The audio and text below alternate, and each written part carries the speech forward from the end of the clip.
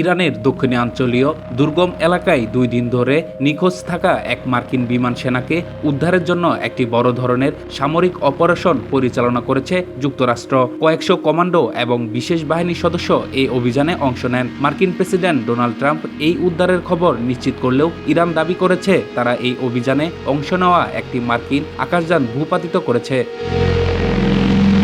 Pentagon সূত্রে জানা গেছে, ভূপাতিত একটি মার্কিন বিমানের একজন ক্রু সদস্য গত 2 দিন ধরে ইরানের অভ্যন্তরে আত্মগোপন করেছিলেন। তাকে খুঁজে বের করতে এবং নিরাপদে সরিয়ে নিতে মার্কিন স্পেশাল অপারেশন ফোর্স একটি বিশেষ পরিকল্পনা গ্রহণ করে। ওয়াশিংটন থেকে আল জাজিরা সাংবাদিক জন হেডসেন জানিয়েছেন, অভিযানটি রাতের অন্ধকারে শুরু হলেও ইরানি বাহিনীর সঙ্গে প্রচণ্ড গোলাগুলির শুরু হওয়ায় তা দিনের আলো পর্যন্ত গড়ায়। মার্কিন কমান্ডোরা সরাসরি ইরানি ভূখণ্ডের ভিতরে প্রবেশ করে ওই সেনাকে উদ্ধার করে এবং হেলিকপ্টারে করে দেশের বাইরে নিয়ে যায়। প্রেসিডেন্ট ট্রাম্প একে একটি বিরাট সাফল্য হিসেবে বর্ণনা করেছেন।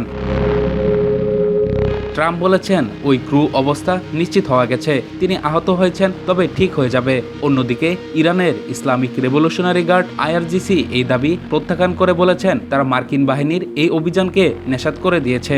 ইরানের আধা সরকারি সংবাদ সংস্থা ফার্স তাদের টেলিগ্রাম চ্যানেলে একটি ছবি প্রকাশ করেছে, যেখানে ইস্পাহান প্রদেশের একটি মাঠ থেকে ঘন ধোঁয়া বের হতে দেখা যাচ্ছে। তেহরান থেকে মোহাম্মদ বেল জানিয়েছেন, দক্ষিণ ইরানের দেহদাস্ত শহরে রাতভর ব্যাপক সংঘর্ষ এবং অন্তত 2টি বিমান হামলার শব্দ পাওয়া গেছে। এই সংঘর্ষে অন্তত 4 জন নিহত হওয়ার খবর নিশ্চিত হওয়া গেছে, তবে প্রকৃত নিহতের সংখ্যা আরও বেশি হতে পারে বলে ধারণা করা হচ্ছে। ইরানি গণমাধ্যমগুলো এই অভিযানকে ট্রাম্প প্রশাসনের একটি ব্যর্থ প্রচেষ্টা হিসেবে প্রচার করছে।